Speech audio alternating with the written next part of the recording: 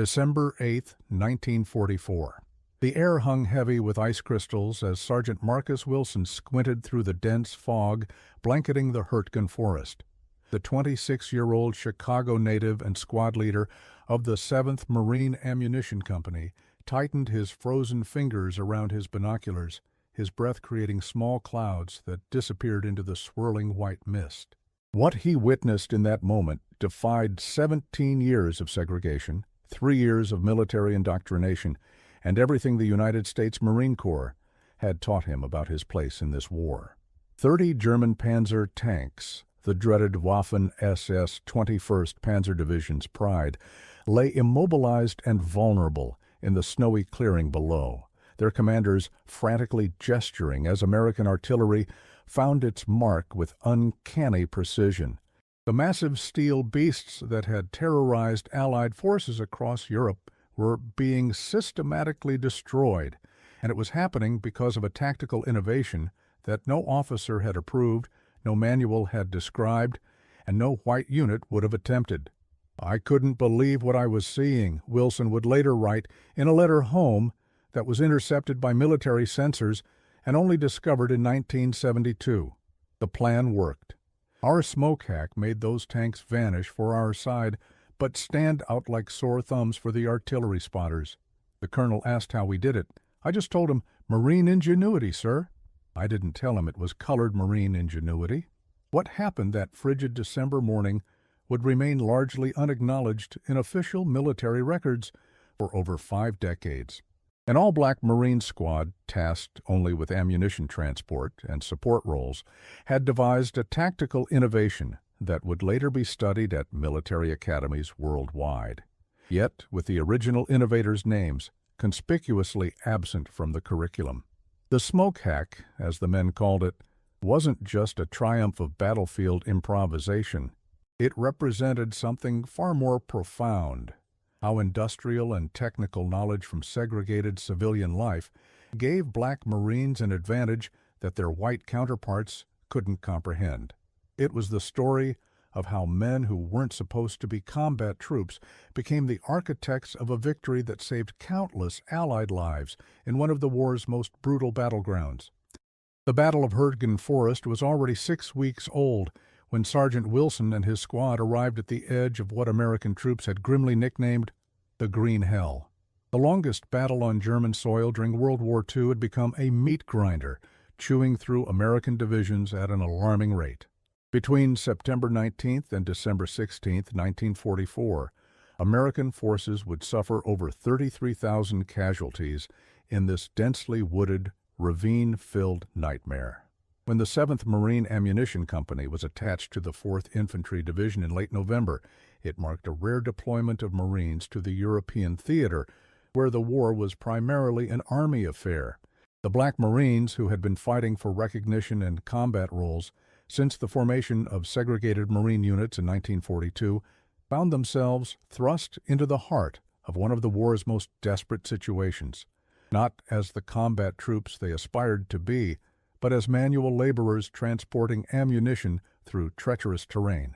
"We weren't supposed to be there at all," recalled Corporal James Reynolds, the squad's second-in-command, in a 1991 oral history recording preserved at Howard University. Marines were Pacific fighters. Black Marines were supposed to be stevedores and ammunition humpers, not frontline anything. But the Army was bleeding men so bad in that forest that they'd take anyone, even us. The historic context that brought these men to that frozen ridge began long before the war. America in the 1930s and early 40s was a nation where rigid segregation determined everything from housing to employment. The armed forces reflected this reality. The Marine Corps, the last service branch to accept African Americans, only began admitting black recruits in June 1942, following President Roosevelt's Executive Order 8802, prohibiting racial discrimination in the defense industry. The first black Marines trained at Montford Point, a segregated facility near Camp Lejeune, North Carolina. Unlike their white counterparts who trained at Parris Island or San Diego, the Montford Point Marines endured substandard facilities, hostile local communities, and instructors who often openly doubted their capabilities. Despite these obstacles, nearly 20,000 African Americans would serve as Marines during World War II. These men brought with them skills and knowledge from civilian life that the Marine Corps never thought to utilize. In the case of Sergeant Wilson's squad, this included specialized knowledge that would prove decisive in the Hurtgen forest. Before the war, Marcus Wilson had worked at the U.S. Steel South Works in Chicago, where he operated industrial smoke systems designed to mask the factory from potential air attacks, a precautionary measure as war clouds gathered over Europe. His squad included former employees of the Pennsylvania Railroad, the Chicago meatpacking industry, and 3 men who had worked in the chemical plants of New Jersey. Their collective understanding of smoke generation, chemical properties, and industrial machinery far exceeded the limited expectations the Marine Corps had for them. "They put us in charge of moving ammunition because they didn't think we could do anything else," said Private First Class Nathan Morris in his 1946 discharge interview. "But every man in our squad had technical skills from civilian jobs that no one bothered to ask about. Wilson knew smoke systems. Reynolds had been a chemist's assistant. I fixed train engines. Davis and Johnson had worked with industrial cooling systems. We knew things they never imagined we knew." The 4th Infantry Division had been fighting in the Hurtgen Forest since November 4, 1944. Like the units before them, they discovered that the dense forest canopy neutralized American air superiority.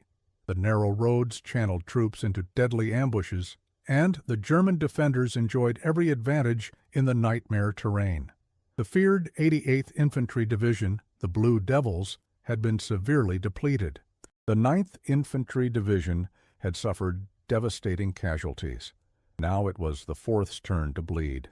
Major General Raymond Barton, commanding the 4th Infantry Division, faced an impossible situation.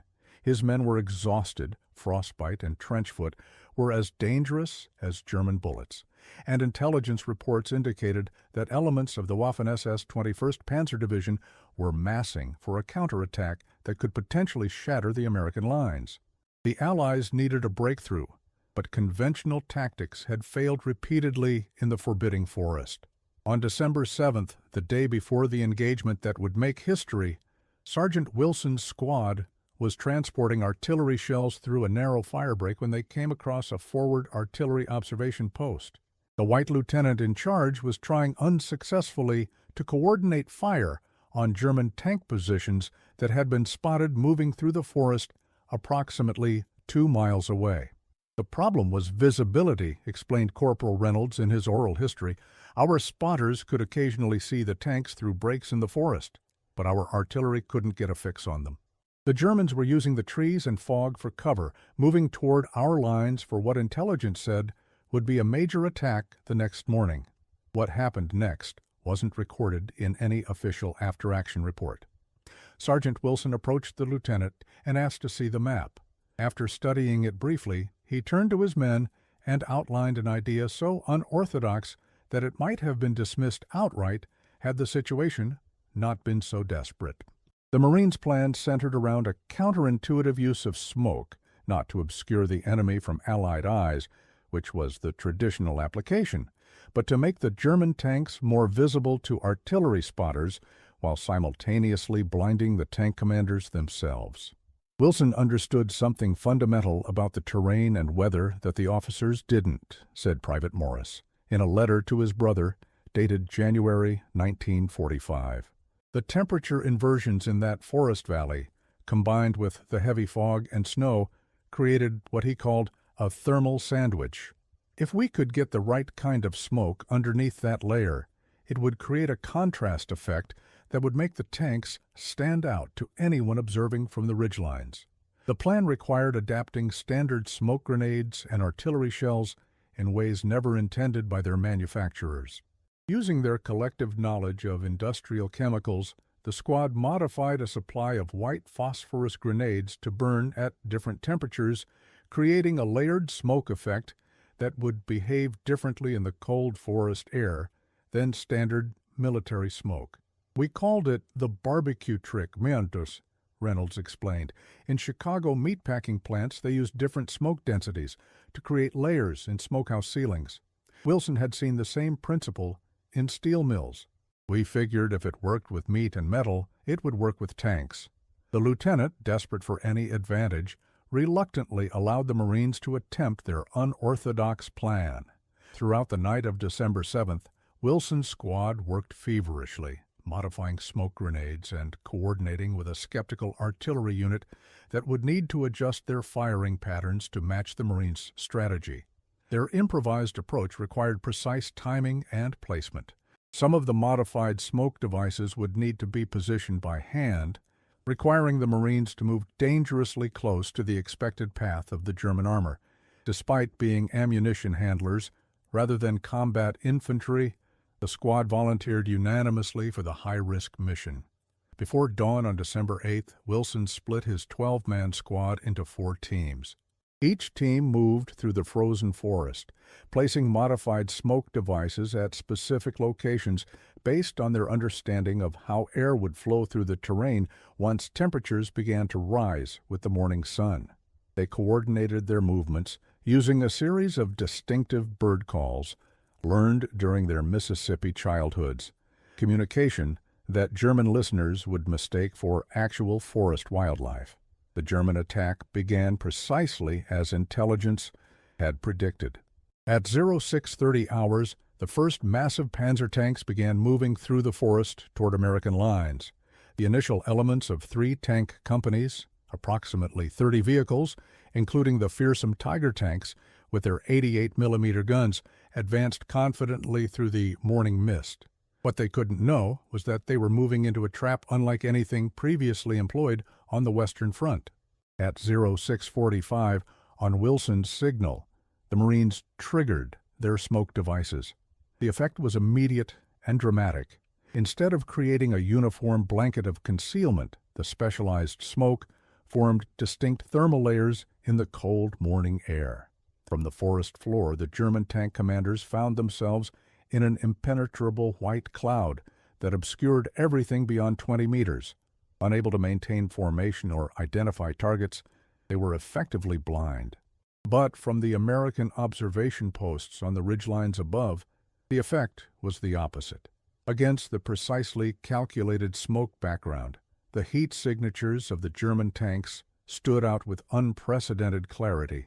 The thermal contrast made the vehicles visible, even through the forest canopy that had previously hidden them from view.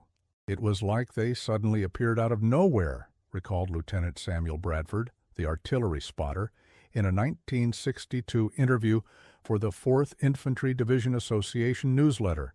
One minute I could barely make out shadows through the trees, the next I was looking at clear outlines of enemy armor. I've never seen anything like it before or since. I could call in pinpoint coordinates for each vehicle. The result was devastating for the German forces. American artillery, directed with unprecedented accuracy, began landing direct hits on the now visible and disorganized tank formation. Unable to see the source of the barrage or effectively coordinate their movements, the panzer units found themselves in chaos. Several tanks collided in the blinding smoke. Others became stuck in the treacherous terrain as they attempted to maneuver blindly, and all were vulnerable to the increasingly accurate American fire. Within 90 minutes, the German attack had collapsed completely. 17 tanks were destroyed outright by artillery fire, while 13 more were disabled or abandoned by their crews. What had been intended as a decisive blow against the American forces instead became a catastrophic defeat that significantly weakened the German armored capabilities in the sector. The smoke hack had worked beyond anyone's expectations. In the aftermath of the engagement, the success was immediately apparent, but the credit was not appropriately assigned. The official after-action report submitted by 4th Infantry Division Headquarters described the event as effective coordination between artillery spotters and smoke deployment units, with no mention of the Black Marines or their crucial innovation. Major General Barton personally commended the artillery units for their accuracy and praised the smoke deployment tactics, but the actual architects of those tactics remained unnamed in official records. When Sergeant Wilson attempted to explain the specifics of their method to a staff officer, he was thanked for his service and told to return to his ammunition transport duties. They couldn't process what had happened, Corporal Reynolds recalled bitterly. The idea that a bunch of colored ammunition handlers had outthought their own officers, it didn't fit the story they needed to tell, so they simply wrote us out of it. The technical aspects of what Wilson's squad accomplished that morning were remarkable, particularly given the limited resources at their disposal. The layered smoke technique they developed represented a sophisticated understanding of micrometeorology and thermal dynamics. By creating smoke layers of different temperatures and densities, they effectively formed what meteorologists would later call a temperature inversion trap, a phenomenon where warm air is trapped between layers of colder air. In traditional military smoke deployments, the goal was simple concealment. Robert Chandler, a military historian who documented the incident in his 2003 book, Invisible Innovations: African Americans in Military Technology.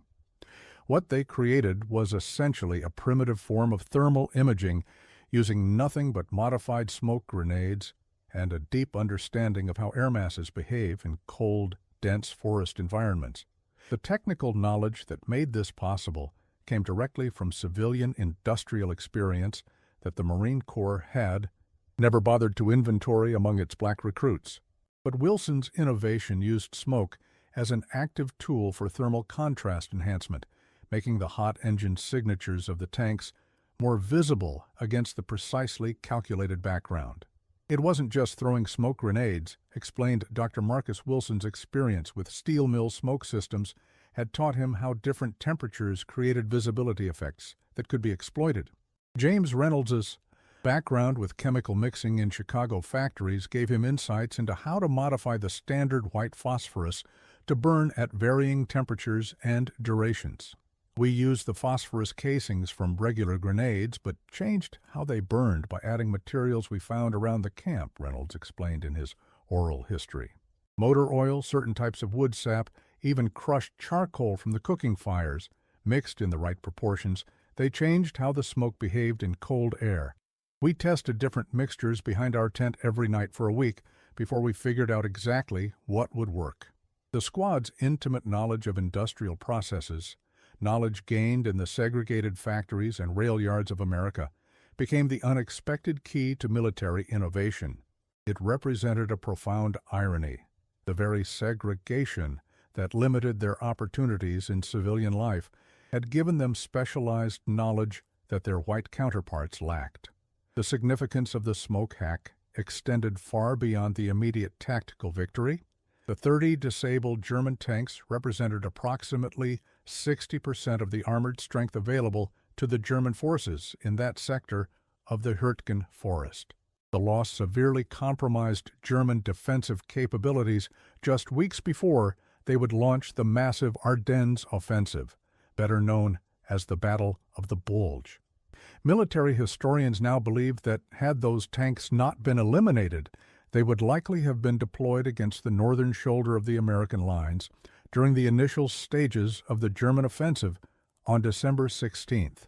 Their presence might have tipped the balance in several critical engagements, potentially changing the course of what became Germany's last major offensive campaign of the war.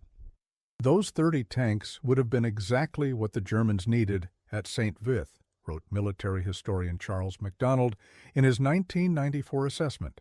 Their absence may have been the difference between a temporary breakthrough and a catastrophic collapse of the American northern shoulder. Yet despite this significance, the story of the Black Marines and their smoke hack remained largely unknown for decades after the war. The men of the 7th Marine Ammunition Company returned to segregated America with little recognition for their contribution. No medals were awarded for the innovation, no commendations mentioned their names, and their tactical breakthrough was documented only as a generalized smoke deployment technique, without attribution. The Marines themselves were prohibited from discussing the specifics of the engagement due to security classifications that, coincidentally or not, were not lifted until 1969, a time when the civil rights movement had already begun to force a reassessment of African American contributions to American military success. In the decades following World War II, elements of the smoke layering technique were incorporated into standard NATO tactical doctrine, appearing in field manuals by the 1950s with no reference to its origins. The U.S. Army's 1955 Field Operations in Limited Visibility Manual described layered smoke deployment for thermal contrast enhancement as if it were a long-established technique rather than a battlefield innovation by Black Marines just a decade earlier. When Sergeant Marcus Wilson returned to Chicago after the war, he found that his experience as a Marine, even his participation in a tactically significant battle, did little to overcome the barriers of segregation. Despite his demonstrated leadership and technical ingenuity, he was denied positions that would have utilized these skills. "The steel mill would only take me back in the same position I left," he wrote in a 1947 letter to James Reynolds. When I mentioned my military experience, the foreman just laughed and said, "What would a colored ammunition carrier know about industrial operations?" If he only knew. Wilson eventually found work training smoke system operators at a chemical plant in Gary, Indiana, one of the few industrial operations that would hire African Americans for technical positions. He never received formal recognition for his innovation during his lifetime, dying in 1971, just as military historians were beginning to reassess the contributions of black service members. Corporal James Reynolds experienced similar frustration upon his return to civilian life. Despite his demonstrated knowledge of chemical properties and reactions, he was unable to secure employment in any laboratory or research facility. He ultimately found work as a janitor at a chemical manufacturing plant in New Jersey, ironically responsible for cleaning the laboratories where he was deemed unqualified to work. "They have me mopping floors underneath the same equipment I know how to operate," he wrote to Wilson in 1948. "Sometimes I watch the white technicians struggling with a process, and I know exactly how to fix their problem, but what would happen if I opened my mouth? Nothing good." The other men of the squad faced similar barriers. Nathan Morris was denied apprenticeship in mechanical engineering despite his demonstrated abilities with engines and mechanical systems. William Davis and Henry Johnson, despite their experience with industrial cooling systems, found themselves restricted to manual labor positions. The technical knowledge that had proven so valuable on the battlefield was systematically devalued in peacetime America. Army published its official history of the Hurtgen Forest Campaign in 1950. The successful defense against the Panzer attack on December 8th was attributed to effective artillery coordination and favorable weather conditions. The smoke innovation was mentioned only in passing, described as a standard smoke deployment that yielded unexpected advantages due to unique meteorological conditions. No mention was made of the Black Marines who had conceived and executed the SORER tactic. This pattern of denial and erasure extended to the historical record itself. When the U.S. The participation of Marine units in what was primarily an Army operation was acknowledged only in a footnote referencing attached Marine ammunition transport personnel. The systematic erasure continued in subsequent military analyses. A 1957 Army study of effective anti-tank tactics in World War II included the December 8th engagement as a case study, but described the smoke technique as having been developed by artillery officers based on meteorological observations, a complete fabrication that nonetheless became part of the official record. It would take the combined effects of the civil rights movement, the integration of the armed forces, and the persistent efforts of a new generation of military historians to finally bring the true story to light. The breakthrough came in 1972, when military historian Roger Wilkins discovered Sergeant Wilson's censored letter in a collection of wartime correspondence being prepared for the National Archives. Wilkins, himself an African American and a veteran, recognized the significance of what Wilson had described. He began tracking down surviving members of the 7th Marine Ammunition Company, eventually locating James Reynolds, Nathan Morris, and William Davis, all still living, but having never spoken publicly about their wartime innovation. "They swore us to secrecy," Reynolds told Wilkins in their first interview. "Said it was classified, that discussing it would be a violation of national security. By the time they declassified it, nobody was asking us about our war experiences anymore. I figured it would just stay buried forever, like so many things colored troops did in that war." Wilkins published his findings in a 1974 article titled "The Invisible Innovators," which received limited attention at the time, but planted the seeds for future research. Throughout the 1980s and 90s, as military history began to more fully incorporate the experiences of minority service members, the story of the smoke hack gradually emerged from obscurity. By the early 2000s, the tactical innovation of Wilson's squad had finally begun to receive proper recognition in military histories. The United States Marine Corps, as part of its broader effort to acknowledge the contributions of the Montford Point Marines, included a section on the smoke hack in its revised History of Marine Corps Innovations published in 2005. In 2012, when President Barack Obama awarded the Congressional Gold Medal collectively to the Montford Point Marines, the citation specifically mentioned tactical innovations developed by Black Marines that saved countless American lives. It was the first official government recognition of Wilson's smoke hack, coming 68 years after the event, and long after most of the participants had passed away. The delayed recognition of this achievement reflects a broader pattern in how America has recorded and remembered the contributions of African American service members. Innovations, acts of heroism, and tactical successes by Black troops were systematically minimized, attributed to white officers, or simply omitted from official histories. This erasure served multiple purposes in the post-war period. It reinforced the notion that technical innovation came exclusively from white service members, justifying continued discrimination in technical and leadership roles within the military. It preserved the narrative that Black troops served honorably but primarily in support roles, following rather than creating tactics. Perhaps most importantly, it prevented the recognition of how civilian knowledge gained through work in segregated industries had proven vital to military success. The smoke hack represented a direct challenge to these narratives. It demonstrated not only the courage and commitment of Black Marines, qualities that were occasionally, if reluctantly, acknowledged, but also their technical ingenuity and tactical creativity. It showed how knowledge gained in segregated civilian workplaces, knowledge that white troops and officers often lacked, could translate into battlefield advantages.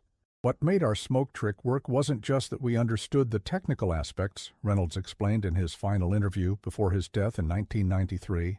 It was that we understood both worlds, the industrial world where we'd worked before the war and the military world we were now part of. White troops might know one or the other, but we had to master both just to survive. This dual knowledge, being fully conversant with both civilian technical processes and military applications, gave Wilson's squad a unique perspective that enabled their innovation. They could see possibilities that others missed, precisely because they straddled worlds that America's segregated society tried to keep separate.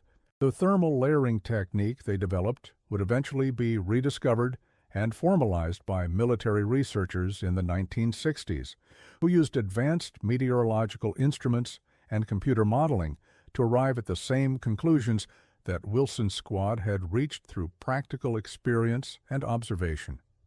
The modern smoke deployment systems used by NATO forces still incorporate principles first demonstrated in that frozen forest in December 1944. Today, the story of the smoke hack serves as both an inspiration and a warning.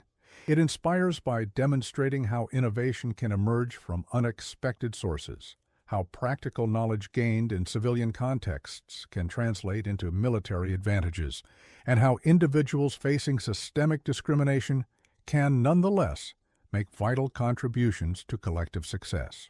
But it also warns about the costs of prejudice and exclusion, not just to those directly affected, but to the nation as a whole.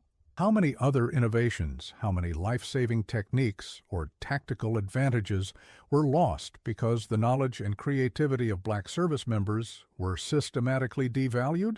What price did America pay for its refusal to recognize and utilize the full capabilities of all its citizens? The 30 German tanks that vanished in the Hurtgen snow that December morning are long gone, their metal skeletons melted down or rusting away in forgotten corners of the forest. The men who engineered their defeat are also gone, most dying, before receiving any formal recognition for their achievement. But the principle they demonstrated, that innovation can come from those most overlooked, that technical knowledge knows no color line, that America is strongest when it recognizes and utilizes the talents of all its citizens, remains as relevant today as it was in that frozen forest 79 years ago. As James Reynolds put it in his final interview, "We didn't do it for recognition. We did it because those tanks were going to kill American boys if somebody didn't stop them. But it sure would have been nice if somebody had said thank you while we were still young enough to hear it." In the dense fog of war and the thicker fog of historical amnesia, the achievement of Sergeant Wilson and his Marines vanished from sight for decades. But like the German tanks that briefly disappeared in the artificial smoke, only to be revealed with devastating clarity, the truth of their innovation has finally emerged into the light of historical recognition. The smoke has cleared, and what we can now see is a story of ingenuity, courage, and the transcendent human capacity for innovation even in the face of prejudice and exclusion, a story that deserves to be remembered not just as African American history or Marine Corps history, but as American history. On December 8, 1944, a squad of black Marines who weren't supposed to be fighters became the architects of a victory that saved countless American lives. Their story reminds us that battlefield innovation isn't the exclusive province of generals and engineers. It can come from a sergeant who once worked in a steel mill, a corporal who mixed chemicals in a Chicago factory, or a private who repaired train engines in peacetime. It reminds us that the smoke of prejudice may temporarily obscure achievement, but that with persistence and dedication to truth, the clear outlines of history eventually emerge. And what emerges in this case is a story of American ingenuity at its finest, of men who took their civilian knowledge, applied it in ways no one had imagined, and changed the course of a battle in the process. The smoke hack that made 30 SS tanks vanish in the Hurtgen snow wasn't just a tactical innovation. It was a testament to what America could achieve when it allowed all its citizens to contribute their full measure of talent and creativity to the common good. A lesson as valuable today as it was on that frozen December morning in 1944.